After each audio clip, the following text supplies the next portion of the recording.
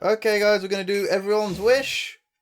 Yeah, my heart isn't really ready for this.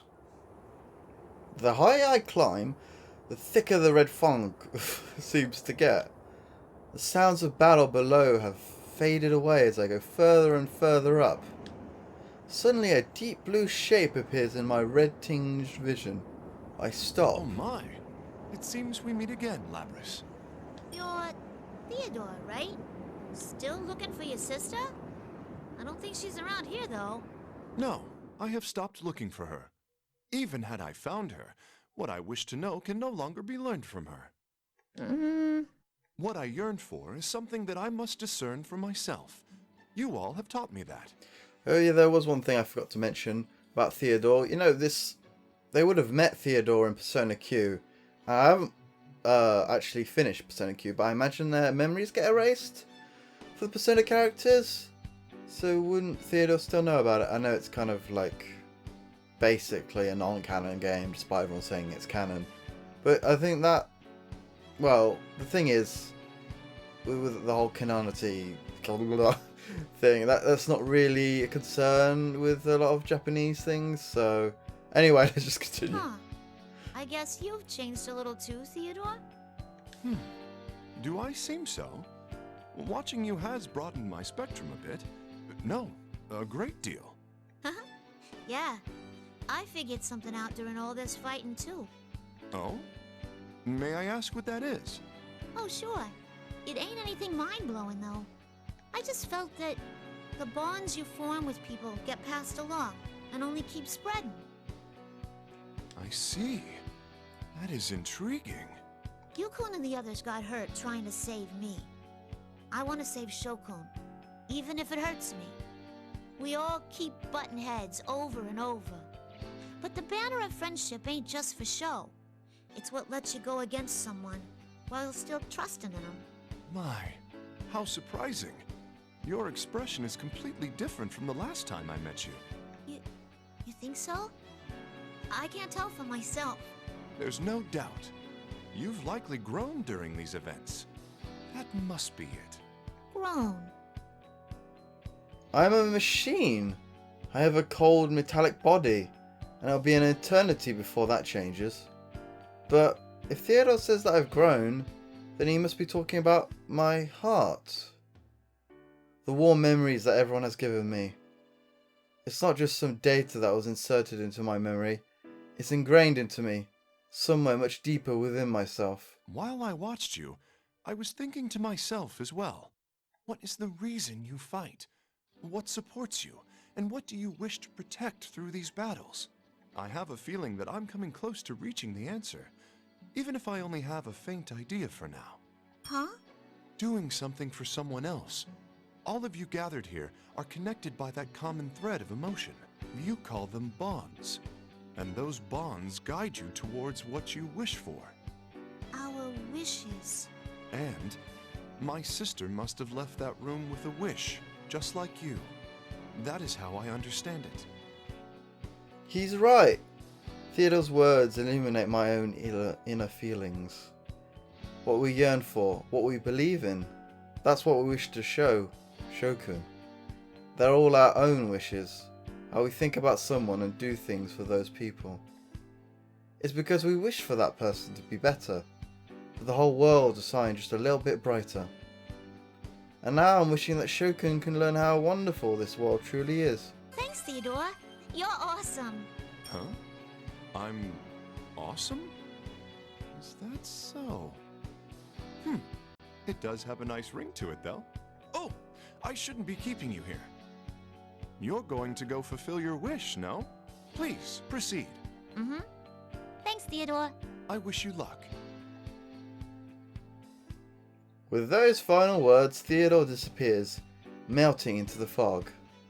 The powerful enemy waited for me up ahead, swallow me whole, but I won't lose. I have the wishes of everyone supporting me. I'm sure those wishes will reach Shokun's heart as well. I thank Theodore for boosting my spirits as I pick up the pace and climb the stairs with a clearer head.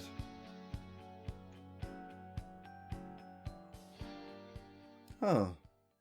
I did quite like that Theodore blush he just did just a moment ago. It almost feels like a to be continued moment, but not quite. Ah! There it goes again! Another quake rocks the tower, and I have to crouch down to keep from staggering. It feels like these earthquakes are growing more and more frequent. Even as the shaking itself grows stronger and stronger, there's no doubt about the indescribably powerful force is getting closer and closer. Labrys! Labrys! Can you hear me? Fukusan, these tremors are crazy. Are you all okay? Tons of shadows are pouring out and... Ah! Don't worry, I'm with the others. It seems Fukusan's group has been trying to catch up with us after Yukon and the others recovered enough to move on. While they were about halfway up the tower, a ton of shadows suddenly began to attack them, and right now they're preventing those shadows from coming up through the tower towards us. Anyway, I got in contact with Kikuno-san earlier. There's something I need to tell you. We discovered the password to the file that I gave you before. It's King of the Fall. The files on the memory card that Kikuno-san had given to me before I left the helicopter. I forgot all about them during the fierce battles that I've been in up till now. Those files might contain the clues that lead to bringing the case to an end. Thanks, Fukusan. I'll give it a try. She told me that Mitsuru-senpai figured it out. We're counting on you, Labrys. After Mitsuru-san and the others rescued the rest of the Inaba Persona users at Junes, they strive to make it back to the tower in order to intercept the shadows that are flooding the town and converging on this place. With a sign of relief over hearing that everyone is safe, I find the protected file and try to use the password Fukusan just gave me. Password accepted. Opening file. This... I instantly have access to the full contents of the data. The locked file seems to be details of Shuji Ikutsuki's personal experiments. The dates are marked as taking place in 1999, and the test subject's name is Shomin Azuki. A strong reading is getting close.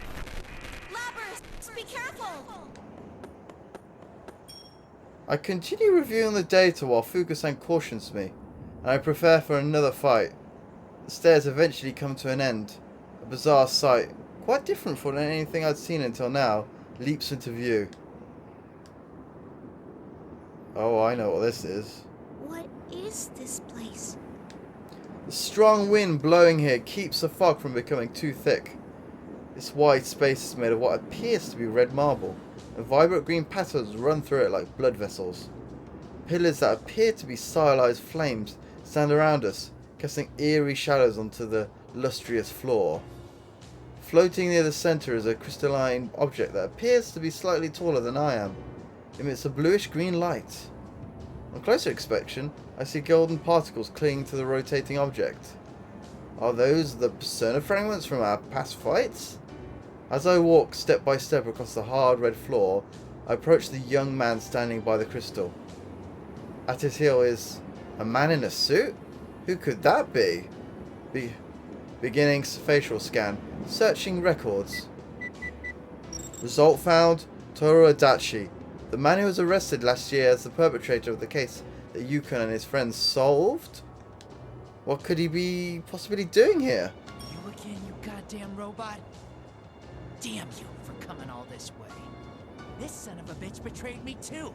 All of you are completely useless. And I can't even get an answer from him either. Ah! I don't know what happened before I got here, but Shokin seems furious. He places a foot on Adachi-san's body and leans heavily on it. Adachi-san groans faintly.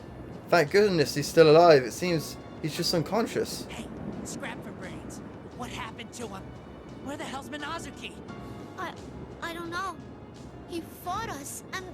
Huh? You guys did something to him? Bullshit, that's impossible! He's strong. As strong as me. And there's no way in hell that he'd lose to some goddamn pest like you! Shokun, there's something I want you to hear. It's about your father. Shurikon is currently very unstable, much like when I met him earlier, averting his eyes from the truth and trying to forget everything about himself. How is he right now? Is how I used to be just a short while ago, before I met Yukun and Mitsuru-san. I was able to overcome it thanks to everyone, but Shokun is a Karen just like I was. And knowing that the true Fuka-san entrusted me may hurt him more makes my heart ache. Shuji Akutsuki, your father, embedded a plume of dusk into your body for his own research. But because the persona ability didn't awaken in you, you entered a vegetative state. And then Akutsuki threw you away. Is that right? Just when I was wondering what shit you were gonna spew after coming all this way. Did you come to rub salt in my wounds, you goddamn bastard? Yeah, that's right.